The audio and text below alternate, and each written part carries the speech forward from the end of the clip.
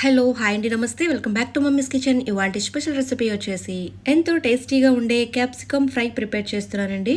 Taste అయితే మాత్రం చాలా బాగుంటుందండి. తిన్న కొద్దీ తినాలనిపిస్తుంది. అలాగే క్యాప్సికమ్ ఇష్టం లేని వాళ్ళు కూడా చాలా ఇష్టంగా తింటారు ఇలా ప్రిపేర్ చేసి పెట్టారంటే.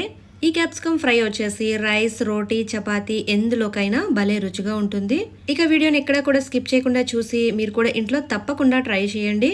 తినే కొద్దీ తినాలనిపించే ఈ క్యాప్సికమ్ ఫ్రై ఎలా ప్రిపేర్ చేసుకోవాలి ఇప్పుడు చూద్దాము. నేను ఇక్కడ 1/2 కిలో వరకు క్యాప్సికమ్ తీసుకుని ఇలా చిన్న చిన్న ముక్కలుగా కట్ చేసి పెట్టానండి. మీరు కావాలంటే కొద్దిగా పెద్ద ముక్కలుగా అయినా కట్ చేసుకోవచ్చు. ఇప్పుడు స్టవ్ వెలిగించుకుని కడాయి పెట్టుకుని 2 లేదా 3 టేబుల్ స్పూన్ వరకు ఆయిల్ వేసుకోవాలి. ఆయిల్ కాస్త హీట్ ఎక్కిన తర్వాత దంచుకున్న వెల్లుల్లి రెబ్బలు ఒక 10 లేదా 8 వరకు వేసుకోవాలి.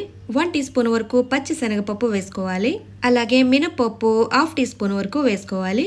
1/2 టీ స్పూన్ జీలకర్ర వేసుకోవాలి. అలాగే 1/2 టీ స్పూన్ ఆవాలు వేసుకోవాలి.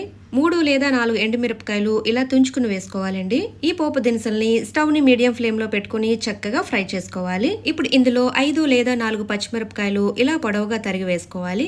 ఎండుమిరపకాయలైనా పచ్చిమిరపకాయలైనా కాస్త ఎక్కువ వేసుకోవాలండి, ఎందుకంటే ఇందులో కారం వేయమండి. అలాగే కొద్దిగా కరివేపాకు వేసుకోవాలి. కరివేపాకు వేసుకున్న తర్వాత పోపు అంతా కూడా బాగా వేయించుకోవాలండి. పోపు చక్కగా వేయించుకున్న తర్వాత మనం ముందుగా కట్ చేసి పెట్టుకున్న క్యాప్సికమ్ ముక్కలు వేసేసుకోవాలి. క్యాప్సికమ్ వచ్చేసి తొందరగానే ఫ్రై అయిపోతుందండి, పెద్దగా టైం పట్టదు. టేస్ట్ కు తగ్గట్టుగా 1/2 టీ స్పూన్ వరకు సాల్ట్ వేసుకోవాలి. సాల్ట్ వేసుకుని మిక్స్ చేసుకున్న తర్వాత స్టవ్ వచ్చేసి లో ఫ్లేమ్ లో పెట్టుకుని మూత పెట్టేసుకుని మధ్య మధ్యలో చెక్ చేసుకుంటూ ఫ్రై చేసుకోవాలి. చూసారు కదండి, ఒక 2 మినిట్స్ తర్వాత చక్కగా వేగింది.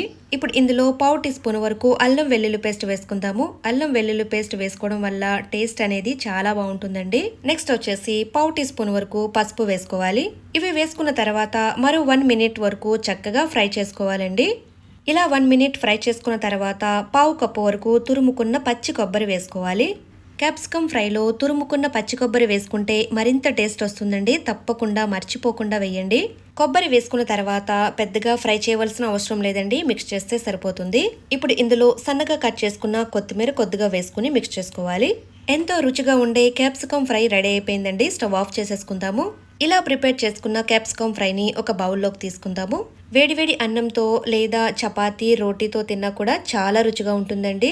చూసారు కదండి, చాలా తక్కువ టైంలో ఎంతో టేస్టీగా ఉండే క్యాప్సికమ్ ఫ్రై చాలా ఈజీగా ప్రిపేర్ చేసుకున్నాము.